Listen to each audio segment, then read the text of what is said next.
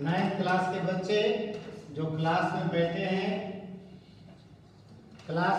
हैं या चैनल से जुड़े हैं, मैं सभी विद्यार्थियों को धन्यवाद देता हूं। और आज की क्लास फिजिक्स की क्लास हुई आप लोगों का। तो पिछले दिन फिजिक्स की क्लास में हमने फोर्स यानी बल को डिफाइन किया था कि बल क्या है, किस स्थिति में बल हम कहते हैं कि वस्तु पर बल लगा, और बल का प्रभाव क्या है, कब हम कहेंगे कि बल लगा, कब बल नहीं लगा। ये सारी बातों से आप लोगों को हमने अवगत कराया था। ठीक है, अब हमने देखिए बता रहे थे कि विज्ञान में जितनी सारी राशियां हैं वह सभी राशियां या राशियों को हम दो भाग में बांटते हैं। क्लियर है? जिसमें एक होता है बेटा सदिश राशि बोलते हो और दूसरा अदिश राशि बोलते हो, यानी वेक्टर क्वांटिटी होता है और स्केलर क्वांटिटी है। देखिए बतलाए थे विज्ञान की वह राशि जिसे व्यक्त करने के लिए दिशा और परिमाण दोनों की आवश्यकता होती है उसे सदिश राशि कहते हैं। तो याद कीजिएगा बल भी एक सदिश राशि है। कारण कि किसी वस्तु पर तुम जब बल लगाते हो तो उस बल को परिभाषित करने के लिए हमको दो चीज की आवश्यकता होती है। पहली कि आपने उस पर कितना बल लगाया, परिमाण पूछा। दूसरा किस दिशा में लगाया, मैंने डायरेक्शन में पूछा। और दोनों का जवाब देना पड़ता है। जब तक दोनों बात तुम नहीं बताओगे तब तक वहां पर ये नहीं पता चल सकता है कि वस्तु विराम से गति में आया या गति से विराम में आया, तो आगे उसकी दिशा क्या है। तो अगर उसकी दिशा जानना चाहते हो तब तुमको बोलना होगा कि हम किसी वस्तु पर जो बल लगाया है वह बल किस दिशा में लगा है। तो बल को व्यक्त करने के लिए परिमाण और दिशा दोनों की आवश्यकता होती है, इसलिए बल को हम सदिश राशि कहते हैं। ठीक है, अब देखा जाए तो बल के बारे में बोला था हमने अगले दिन कि बल कई प्रकार का होता है। अगर चाहोगे तो उसको आप कई भाग में तोड़ करके बता सकते हैं। इसमें देखा जाए सबसे पहला बल कहते हो स्पर्श बल या संपर्क बल। मतलब कहता है कि अगर किसी वस्तु को छू करके अगर तुम बल लगा रहे हो या कोई भी बल लगा रहा है, अगर वस्तु को छू करके बल लगाते हैं तो कहते हैं कि संपर्क बल हुआ। जैसे सोचिए एक खिलाड़ी को लेकर चलो। अब बताओ खिलाड़ी जब तक अपने पैर से बॉल को टच न करे, क्या बताइए वह गेंद पर कोई प्रभाव पड़ेगा? नहीं पड़ेगा, है ना जी। जैसे कि देखता है चींटी को कि चींटी चावल के कण पर बल लगाता है, लेकिन बताओ उसको पकड़ करके बल लगाता है। मैंने टच किया है तब बल लगा है। आपने घर की खिड़की केवाड़ी को बंद करते हैं, खोलते हैं, तो खिड़की को बंद कर रहे हो या खोल रहे हो, बताओ क्या बिना पकड़े हुए बल लगाओगे? बोलिए नहीं, यानी उसको टच करना होगा। और जब टच करते हो तब ऐसे बल को हम कह देंगे कि संपर्क बल है। आप लोग सभी बच्चे साइकिल चलाते हैं, ठीक है। अब बताओ साइकिल की पैडल पर पैर न रखें और कहे कि साइकिल चले, है संभव? नहीं। एक मतलब कि साइकिल की पैडल पर तूने पैर रखा और तब पैडल को दबाया, एक मतलब कि आपका पैर पैडल को टच कर रहा है, तब टच कर करके बल लगा रहे हो, तब कहते हैं कि संपर्क बल है, स्पर्श बल है। कांटेक्ट फोर्स किया आपने मानते हैं। अब कोई वस्तु है, अगले दिन पिछले दिन एग्जाम्पल हम दिए थे कि मान लेते हैं कि आपका दोस्त है साइकिल चलाते हुए जा रहा है, ठीक है, और तुम चाहते हो कि उस साइकिल की स्पीड को कम कर दे या बढ़ा दे। अब बताइए जब तक उस अपने साथी को टच न करोगे, साइकिल को टच न करोगे, तो क्या वहां पे बल लग पाएगा? नहीं लगेगा।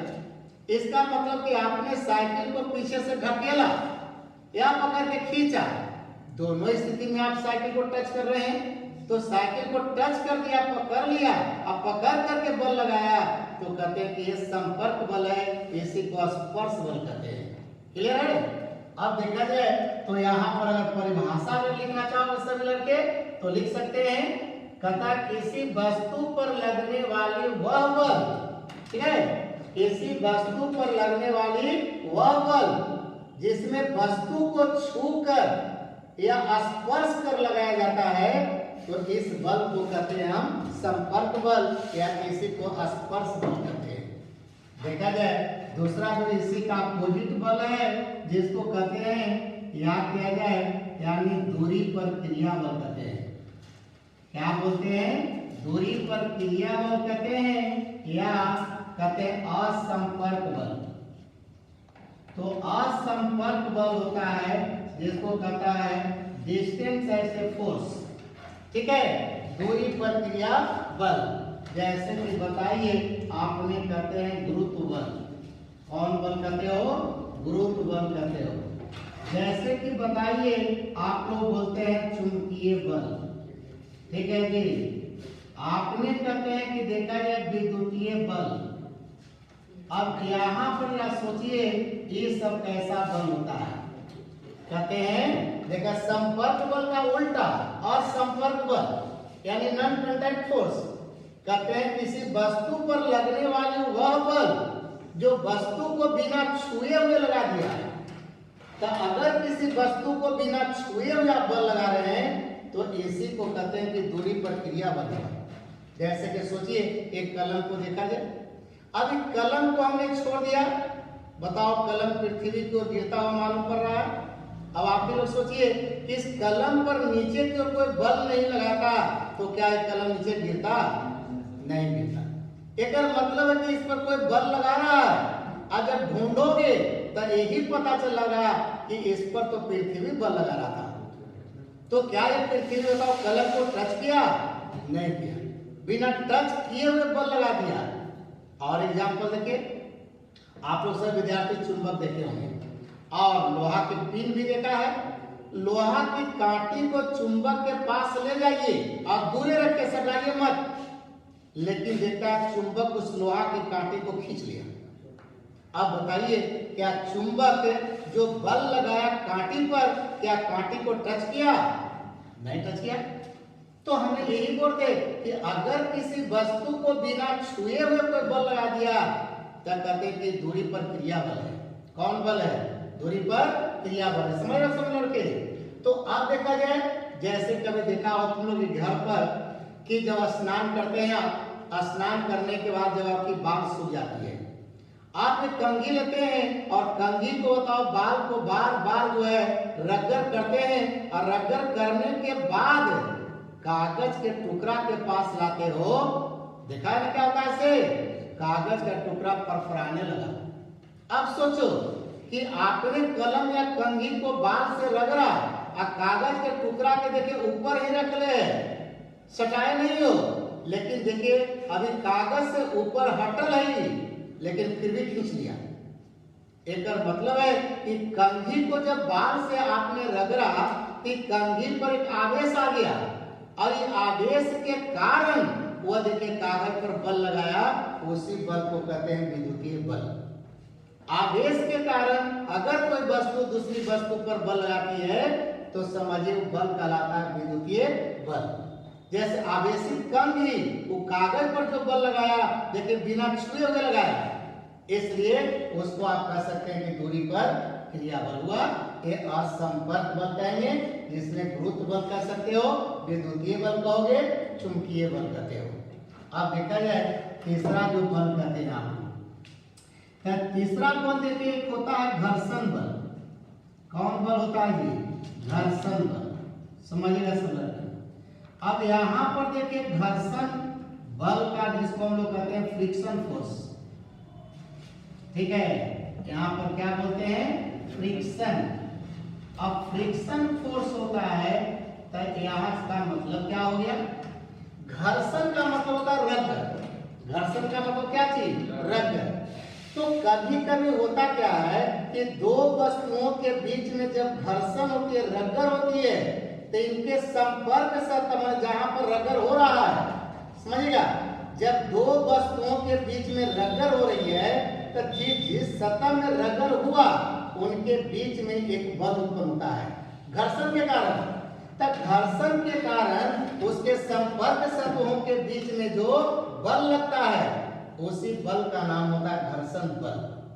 कहते हैं सुनिए परिभाषा में, जब दो वस्तुओं के बीच में आपसी रगड़ होती है तो रगड़ होने वाली सतहों के बीच में एक ऐसी बल उत्पन्न होती है जो उस वस्तु की गति में रुकावट डालता है। तो वस्तु की गति में रुकावट डालने वाली जो बल होती है उसी को कहते हैं घर्षण बल। जैसे कि देखे हुए एग्जाम्पल, आप लोग साइकिल से भी लड़के चलाते हैं ना, जब साइकिल चलाते चलाते देखा होगा कि पैडल मारना जब बंद कर देते हो, अब पैडल मारना जब बंद कर दिया तो साइकिल देखिए कुछ दूर तक लुढ़कते लुढ़कते गया, लेकिन फिर लास्ट में रुक गया। अब सोचिए कि तो चलती हुई साइकिल को रोक कौन दिया? आपने तो पकड़ के खींचा नहीं, कोई और वहां पर है नहीं, तो फिर साइकिल रुक गया कैसे? जैसे गेंद को लेके चलो, अब गेंद को बताओ ऐसे तूने लुढ़का के छोड़ दिया, देखा गेंद लुढ़कते लुढ़कते लुढ़कते जाके रुक गया। एक मतलब कि गेंद रुक गया क्यों? आप जानते हैं कि जब तक किसी वस्तु पर कोई बाहरी बल नहीं लगेगा तब तक उसकी चाल में परिवर्तन नहीं होगा, उसका स्थिति में परिवर्तन नहीं होगी। तो ये लुढ़कता हुआ गेंद पर आखिर कौन बल लगाया? वो गेंद रुक गया, वहां पर सोचना होगा। एक मतलब है कि जब गेंद लुढ़क रहा था तब गेंद और जमीन के सतह इन दोनों के बीच में रगड़ हो रही थी, और उस दोनों के बीच में रगड़ जब हुई उस रगड़ के कारण वहां पर एक बल उत्पन्न हुआ, और जो बल उत्पन्न हुआ वही गेंद के गति का विरोध किया, उसी के कारण गेंद रुक गया। तो जिस बल के कारण गेंद रुक गया उसी का नाम होता है घर्षण बल, इसी को कहते हैं फ्रिक्शन फोर्स। बात समझ जाओ सब लोग के? यहाँ पर यही दिमाग में रखना कि जहां पर कोई आदमी कहा कि फ्रिक्शन फोर्स लग रहा है, घर्षण बल लग रहा है, एक मतलब समझ आना चाहिए वहां दो वस्तुओं के बीच में रगड़ हो रही है। अब उसको ढूंढिए क्या कि किसके किसके बीच में रगड़ हो रही थी? तो जिसके जिसके बीच में रगड़ हो रही थी उनके सतहों के बीच में ही घर्षण बल पैदा हुआ। जैसे आपने एग्जाम्पल के रूप में बढ़ई को देखे होंगे कि बढ़ई जब देखते हैं आरी से क्या करता है, लकड़ी को चीरते हैं, तो आरी से लकड़ी को चीरते हैं तो आरी और लकड़ी के सतह के बीच में देखता है घर्षण होता है, और जब घर्षण होते हैं तो देखता आरी जो होता है रुक जाता है। लेकिन उसको कंटिन्यू अगर तुम चाहते हो कि गति में लावे तो तुमको लगातार बल लगाना होगा, तो वहां पर भी देखिए घर्षण हो गई। आप देखते हैं जाड़ा के दिनों में क्या होते हैं, जब ज्यादा हाथ ठंडा होने लगा तो तलहटी में रगड़ मारते हो, एक मतलब कि वहां पर भी घर्षण बल उत्पन्न होता है, और घर्षण बल उत्पन्न होगी वो निश्चित है कि गति का विरोध करेगा। तो देखिए एक बल होता है घर्षण बल, दूसरा देखा जाए आगे जो बल होता है वह होता है संतुलित बल। कौन बल कहते हैं? संतुलित बल बोलते हैं, नहीं थी। अब संतुलित बल है जिसको कहते हैं बैलेंस्ड फोर्स। देखिए बैलेंस्ड, तब बैलेंस्ड फोर्स बोलते हैं। इसका मतलब क्या हो गया? तब समझिए समझ के मान लेते हैं कि यही एक लकड़ी का गुटका है, समझिए असल। अब इस लकड़ी का गुटका जिसका मानते हैं कि द्रव्यमान है एक, अब मानते हैं कि एक लड़का आकर के इस पर एक बल लगाया, और एक लड़का देखिए इधर आकर के इधर से बल लगाया। अब मानते हैं कि चलिए बल एक सदिश राशि है, तो मानते हैं इधर F1 बल लग रहा है, और यहाँ पर मानते हैं कि चलिए F2 बल लग रहा है। अब दोनों बल की दिशा देखिए विपरीत है। अब यहाँ पर मानते हैं कि चलिए आपने कहा कि सर 5 न्यूटन का बल इधर लग रहा है, अब 5 न्यूटन का बल देखिए इधर भी लग रहा है।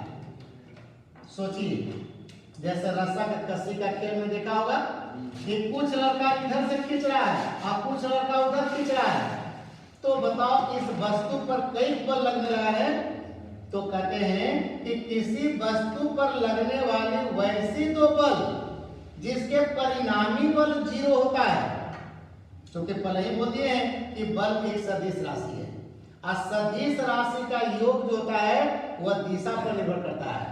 अब बताइए यहाँ पर परिणामी बल निकालोगे, यहाँ निकालोगे जी, तो यहाँ परिणामी बल बोलते हैं जिसको रिजल्टेंट फोर्स कहते हैं। तो यहाँ पे मानते हैं कि परिणामी बल आपका हो गया वेक्टर ऑफ एफ। अब यहाँ पर कहा कि वेक्टर ऑफ F1 अब प्लस यानी माइनस कहोगे वेक्टर ऑफ F2।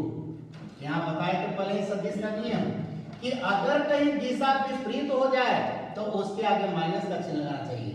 तो F1 का दिशा देखिए उधर है, F2 का दिशा इधर है, तो दोनों विपरीत में है कि नहीं है, इसलिए F2 का आगे क्या लगा दिया माइनस। अब यहाँ पर कहते हो कि वेक्टर ऑफ कहता है कि F1 है प्लस माइनस वेक्टर ऑफ कहता है F2 है। अब यहाँ से वेक्टर का चिन्ह हटा देते हो तो बताओ कि ये भी 5 न्यूटन है, ये भी 5 न्यूटन इक्वल टू 0। इसका मतलब कि इस वस्तु पर लगने वाले बल का परिणामी मान क्या हो गया 0 हो गया। तो कहता है संतुलित बल की परिभाषा सुनिएगा, किसी वस्तु पर लगने वाली वैसी दो बल जिसके परिणामी बल का मान 0 हो जाता है तो उसी बल को कहते हैं संतुलित बल। इस पर कितने बल लेके चले हो, 2 बल लिया, दोनों बल का परिणामी बल निकाला और तो आ गया कौन सी 0। एक मतलब है कि इस पर कोई बल नहीं लग रहा है। तब तुमसे पूछेगा कि बताओ ये वस्तु किधर खिंचाएगा, तो बोले कहीं नहीं खिंचाएगा। एक मतलब कि संतुलित बल के कारण किसी वस्तु की स्थिति में परिवर्तन नहीं होती है। इस स्थिति में परिवर्तन भी नहीं होगी, इसके स्पीड में परिवर्तन भी नहीं होगी। और जब स्पीड में परिवर्तन नहीं होगा तो कहोगे कि इसमें त्वरण नहीं उत्पन्न हो रहा है। कारण कि त्वरण की परिभाषा बताए हैं कि वेग परिवर्तन की दर को त्वरण कहते हैं। माने वेग में परिवर्तन होती है, चाल में परिवर्तन होती है, तब वहां पे त्वरण उत्पन्न होता है। लेकिन इस वस्तु पर आपने जो बल लगाया दोनों तरफ से, या मानते हैं 5 तरफ से लगे 10 तरफ से लगे और सबका परिणामी बल 0 हो जाए तो कहिएगा कि ये सब संतुलित बल है। असंतुलित बल की ही पहचान है कि किसी वस्तु पर अगर संतुलित बल लग रहा है तो उसका परिणामी बल 0 होगा, उसकी स्थिति में परिवर्तन नहीं होगी। इसका समझिए कि इसमें त्वरण पैदा नहीं होगा, भले ही कभी कभी उसकी आकृति बदल जाती है।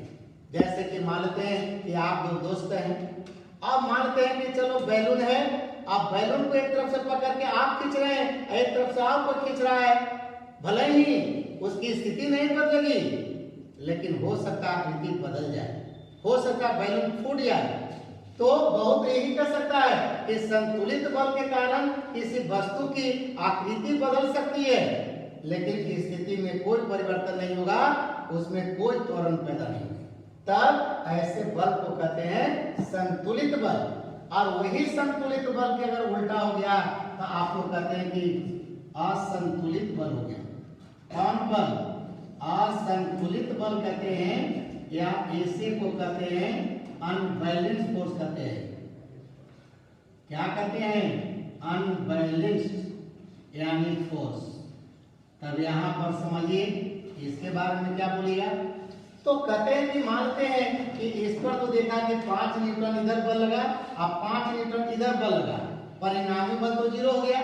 लेकिन अगर इस तरफ से 10 न्यूटन लगता और इधर से मानते हैं 5 न्यूटन लगता तो क्या परिणामी बल 0 होता? नहीं, बल्कि 10 - 5 5 बचता। एक मतलब कहते हैं कि किसी वस्तु पर लगने वाली वैसी दो बल जिसके परिणामी बल 0 नहीं होता है। सुने हो ना, किसी वस्तु पर लगने वाली वैसी दो बल जिसके परिणामी बल 0 नहीं होता है, अर्थात जिसके कारण वस्तु की स्थिति में परिवर्तन होती है, जिसके कारण वस्तु में त्वरण पैदा होती है, उसी बल को असंतुलित बल कहते हैं, अनबैलेंस्ड फोर्स कहते हैं। इसलिए याद रखेंगे सभी बच्चे कि जहां भी किसी वस्तु में त्वरण उत्पन्न होने की बात कहेगा तब वहां पर बोलना पड़ेगा कि उस वस्तु पर असंतुलित बल लगता है। कारण कि असंतुलित बल के कारण ही किसी वस्तु में त्वरण उत्पन्न होता है। इसलिए कहा जाता है कि जब किसी वस्तु पर कोई बाहरी असंतुलित बल लगता है तब उस वस्तु में त्वरण उत्पन्न होता है। तब किसी वस्तु में त्वरण कब उत्पन्न होगी? असंतुलित बल के कारण होगा। ये दिमाग में रखेंगे, असंतुलित बल के कारण ही वस्तु में त्वरण उत्पन्न होता है। इसलिए आगे बढ़ करके यही बात बार बार आएगा कि असंतुलित बल लगा है, नॉट संतुलित बल, कारण संतुलित कर दोगे तो उसका स्थिति परिवर्तन नहीं होगी, उसमें त्वरण उत्पन्न नहीं होगा। क्यों? तो क्योंकि बताना पड़ेगा कि इसका परिणामी बल 0 है। तो एक होता है संतुलित बल और एक होता है असंतुलित बल, लेकिन असंतुलित बल का ही चर्चा हम विशेष करेंगे जो अगले दिन, और इसकी कहानी बढ़ेगी आगे। आज यहीं पर क्लास को स्टॉप करते हैं। धन्यवाद, थैंक यू।